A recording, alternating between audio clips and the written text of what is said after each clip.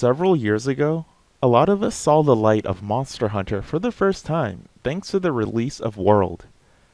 Now, following soon on the heels of their latest success with Rise, Monster Hunter Stories 2: Wings of Ruin is tossing its hat into the ring to see if fans are down for a more chill JRPG experience. Let's mount our monsties and ride on. Admittedly, this game wasn't really on my radar until several weeks ago. The cute vibes and more innocent-focused story aren't things I shy away from, but it never felt like something I wanted or needed to play. It wasn't until I saw that it was a monster battling turn-based JRPG that my attitude adjusted. There's a lot of charm in the presentation here. If you've seen my other reviews, then you know I dig bright, colorful graphics. So Monster Hunter Stories 2 is fully in my wheelhouse. The characters, monsters, and locations are all well realized in this art style that I never got sick of. Perhaps my favorite part of the visuals are the monster designs. They have all been translated into this new art style brilliantly. They're colorful, well animated, and have tons of personality without losing a beat of what makes them cool. It really was fun seeing how some of the designs transitioned over to this game. I also want to mention the amazing animation work in this game. Once I was in combat, I was impressed right from the first attack at how much effort went into this area. Attacks for players and monsters are familiar to anyone who's played the series before, which was a fun thing to notice. Where it really blew my mind, however, were the kinship attacks. A kind of super attack with the player and their monster. These are so over the top and fun to see play out, it almost feels like it's taking cues from the summons in something like Final Fantasy.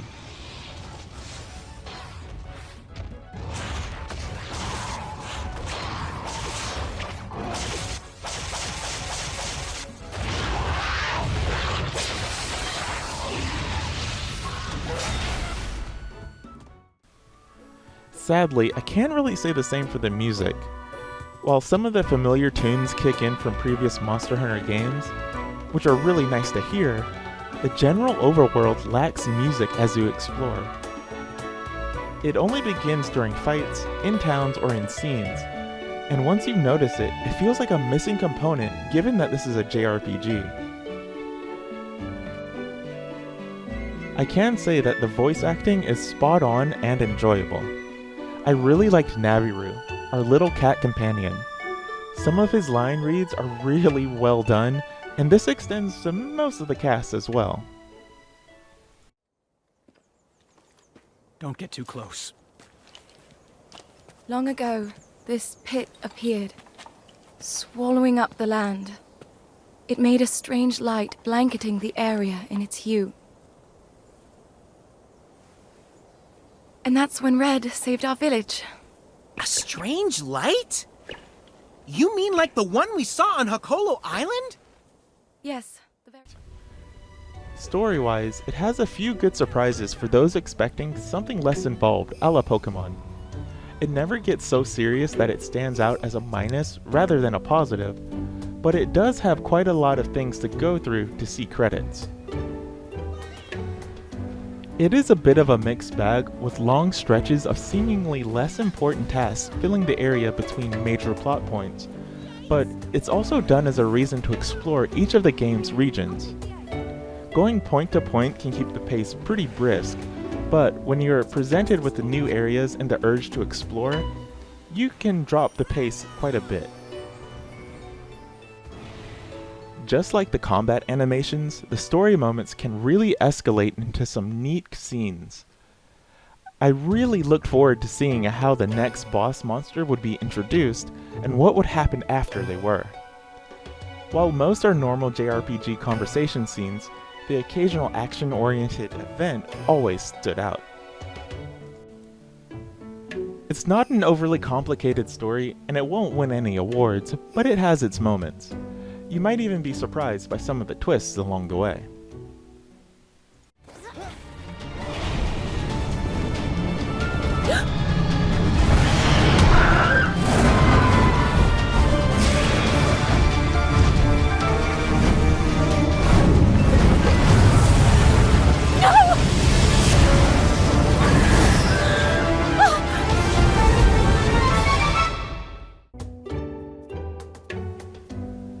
have to say, I was impressed at how this game has essentially every aspect of the mainline Monster Hunter titles in its core gameplay loop. Fighting monsters for parts, making and upgrading equipment, gathering materials in the world, online quest events, and even co-op. It's all here in some form. I was pretty surprised by the combat too. It's turn-based and broken into a kind of rock, paper, scissors style. It's a simple system at its core and easy to understand. The game does spice things up from there with a few more mechanics slapped on top of it, but once you get the hang of it, it becomes second nature. It gets more complicated when you're managing your monsters, weapons, and more, but like I said, once you mess around with it, the concepts are easy to do when needed. I should also mention that once your player level is high enough, you can actually instant defeat unimportant encounters, keeping the pace of things brisk. Of course, this game is all about collecting those monsters though. The method here is a bit more complicated than others where you just weaken and capture. Here, monsters are obtained through eggs after doing small dungeons called dens. Once you're at the end of a den, you search the nest for an egg until you find the one you are satisfied with. There can be a bit of mystery to it when you enter a random den, but there are ways to guarantee what you want as well. If you defeat a monster you want to have on your team, you can do a certain set of actions and use a certain item to increase the chance that the monster will run away to the closest den. Once inside, all of the eggs will be of that monster's type. It can take out a lot of the guesswork to finding the egg you want. The game even has a tab that shows you what the monster's egg looks like if you go the random route. And if you've already defeated one, it even tells you how to make the monster run away, so you can guarantee it goes to a den. It all works well and takes some of the frustration out of monster building. Sadly, the dens themselves are pretty underwhelming. They use a randomly generated room system, so they'll never be the same layout, but they also never change in appearance. Each region's dens have a visual theme like ice or jungle caves, but each one will look the same in that region, no matter which one you go into. It takes some of the wind out of the sails for exploration, personally. That said, for those who like to dig into the meat of team building and min-maxing, there are rare eggs that have some interesting stats and abilities to mess with. You can even change these around between monsters to make yourself a custom deadly beast if you so choose. I never felt pressured to do any of this, and it's clearly made for those who really want to dig into these things. It can be a bit confusing at first, but thanks to some of the tutorials and experimentation, I figured it out eventually. Your chosen party of monsters also comes into play in terms of exploration too. Each monster has an ability to help the player while running around. Things like jumping, climbing, radars to mark the map here and there, they're all here. They really reminded me of the HM system from older Pokemon games. It gives you a reason to have a balanced team, but it also prepares you for multiple traversal situations.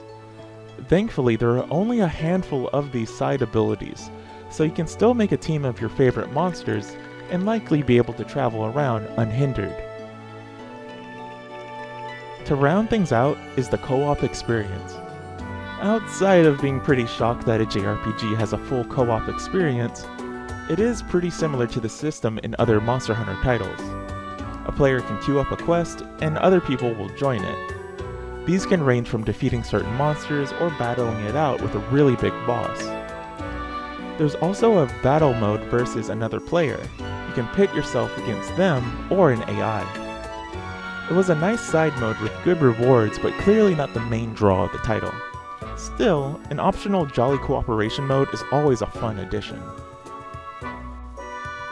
It is worth mentioning that there is a good bit of extras to be done after you finish the game. I was pretty surprised to see how much there was for us to dig into if you're into that kind of thing. Not to mention the additional free updates that Capcom likes to do in this franchise. It makes a compelling reason to jump in now or any time after.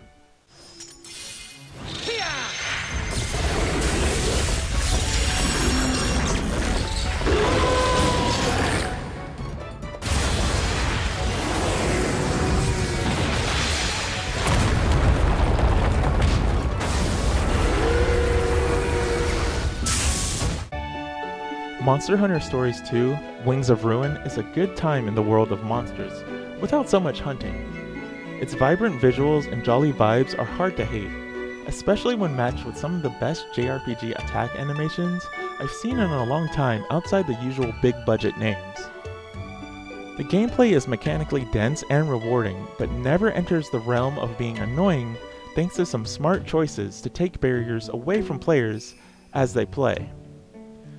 It's got a lot of simplicity for those who just want to enjoy it, but plenty of depth for those willing to explore for every hidden thing and making their favorite monstie an absolute beast. If Monster Hunter and Pokemon is your jam, it's a pretty easy recommendation that you play this. Personally, I love this game and would love to revisit this world again down the line in a third entry. Hey, thanks for watching this review. Hit the thumbs up, like, sub, follow the Twitter, and maybe even stop by my Twitch channel where you can see me play games like this live and more. Thanks for watching, and I hope to see you again next time.